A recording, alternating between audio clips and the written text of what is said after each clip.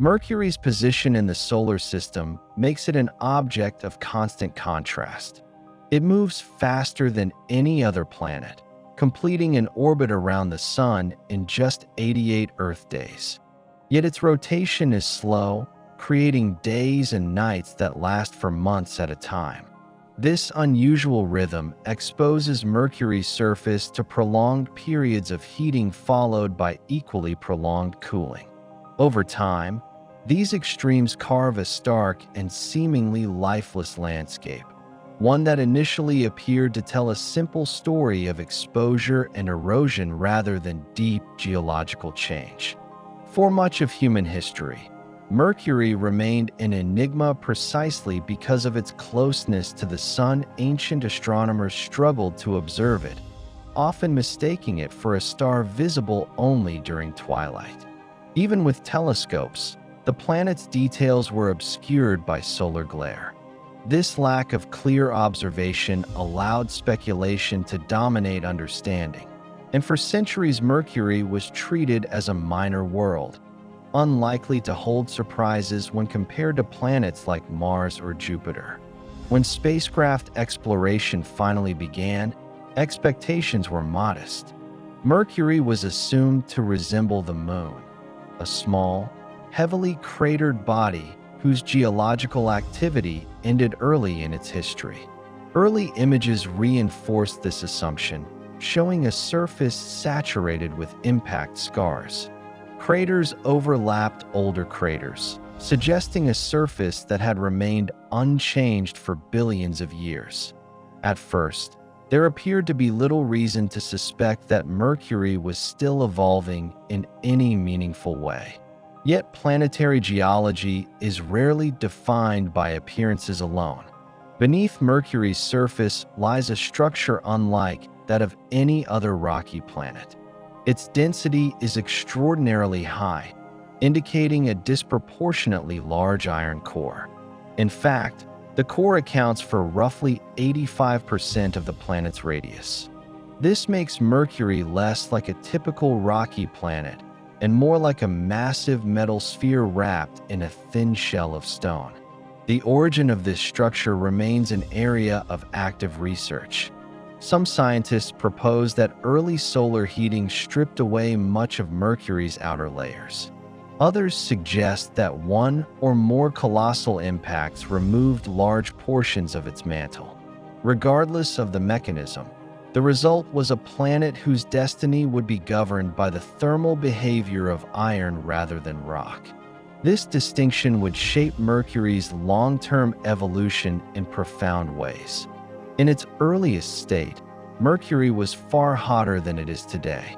Energy from accretion, radioactive decay, and core formation was trapped within its interior. Over time, this energy began to dissipate into space. Because Mercury is small, it loses heat far more efficiently than larger planets. Its thin mantle provides little insulation, allowing internal heat to escape steadily over billions of years. As the core cooled, it underwent physical contraction. Iron, like most materials, occupies less volume at lower temperatures. This shrinkage occurred slowly and continuously, imperceptible on human timescales but significant across geological epochs. As the core contracted, it pulled away from the overlying mantle and crust, creating internal stresses that the planet could not resolve gently. Mercury's crust responded to this stress in the only way it could. Rather than stretching or flowing, it fractured and compressed.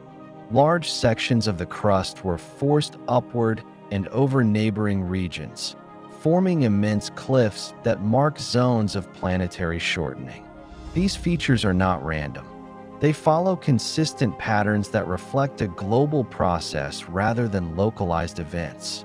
These cliffs, known as lobate scarps, are among Mercury's most defining geological features. Some rise more than a kilometer above the surrounding terrain. Others stretch across entire hemispheres.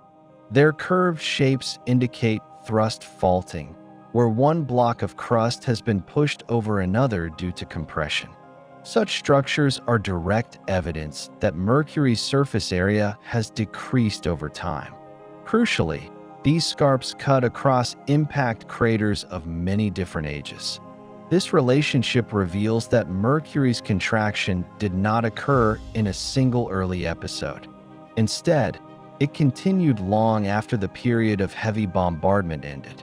Some scarps appear to be geologically young, suggesting that Mercury may have remained tectonically active far longer than previously believed.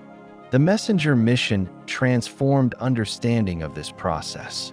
By orbiting Mercury for years, it provided comprehensive global data rather than isolated snapshots. Laser altimetry revealed precise topographic changes, while imaging systems mapped tectonic features with unprecedented clarity. Together, these data sets allowed scientists to reconstruct Mercury's contraction history in detail. From these measurements emerged a striking conclusion. Mercury has shrunk by several kilometers in diameter since its formation.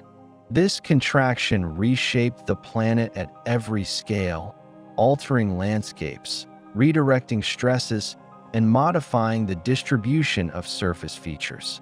Though gradual, the process was global and unavoidable. The sun's role in this story is subtle but often misunderstood. While solar radiation dominates Mercury's surface environment, it has little influence on the planet's internal heat budget. The energy received from the sun warms only the uppermost layers of rock. It cannot penetrate deeply enough to halt the cooling of the core. In this way, Mercury demonstrates that internal and external planetary processes can operate largely independently. This separation between surface heat and internal evolution challenges intuitive assumptions. It is tempting to imagine Mercury as perpetually heated due to its orbit, yet its interior tells a different story. The planet is cooling, contracting, and becoming increasingly rigid. The sun illuminates Mercury, but it does not sustain it from within. Mercury's tectonic style stands in sharp contrast to Earth's. Earth's surface is dynamic, divided into plates that move, collide, and recycle crust back into the mantle. Mercury has no such system. Its tectonics are compressional and irreversible. Once the crust shortens, it remains shortened. The planet records its history as a series of permanent adjustments rather than ongoing motion. This makes Mercury an invaluable reference point for planetary science. It represents a pathway of evolution that larger planets avoid due to their size and internal complexity. Mercury shows what happens when a rocky planet cools without renewal, when internal heat fades faster than geological processes can adapt. The lessons extend beyond the solar system. Many exoplanets discovered around other stars are small, dense, and close to their suns. Mercury provides a template for understanding how such worlds might evolve over time. It suggests that proximity to a star does not prevent internal decline, and that planetary aging may follow similar patterns across the galaxy. In a broader sense, Mercury forces a reconsideration of what it means for a planet to be active. Activity does not always involve volcanoes, earthquakes, or flowing lava. Sometimes it manifests as slow deformation, recorded silently in stone. Mercury's surface is a geological archive, preserving the memory of forces that no longer operate but once shaped the entire planet. Ultimately, Mercury's paradox is one of perspective. From afar, it appears static and unchanged. From within, it is a world that has spent billions of years adjusting to loss.